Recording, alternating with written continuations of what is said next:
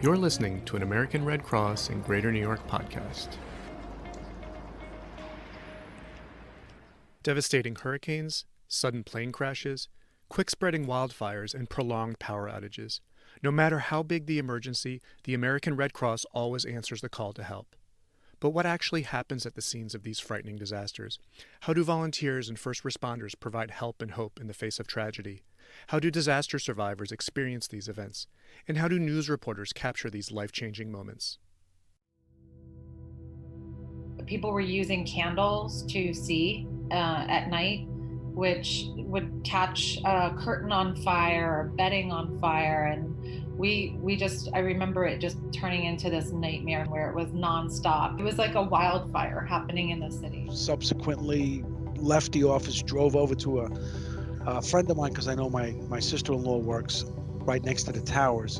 And as I was driving, sitting, watching these two towers, I watched as one of the towers fell. She was a pregnant mom and lost her husband. And I remember just staying with her. And many families like that, you didn't even have to talk, just hold her hand.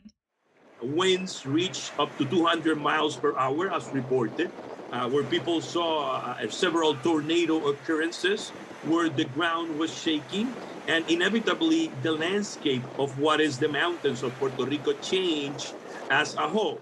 With the embers and the wind and just the massive trees that we were under, I know that I just kept praying. We just kept praying that,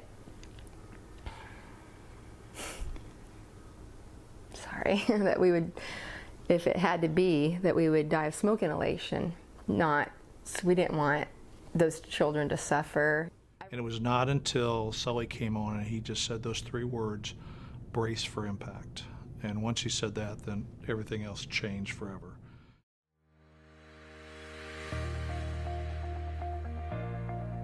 Welcome to Disasters Untold, the third season of the American Red Cross in Greater New York podcast.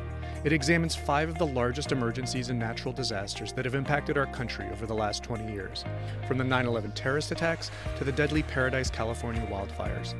Interviews with survivors, first responders, volunteers, and news reporters bring different perspectives into focus and offer lessons for handling future emergencies. We hope you join us to listen in.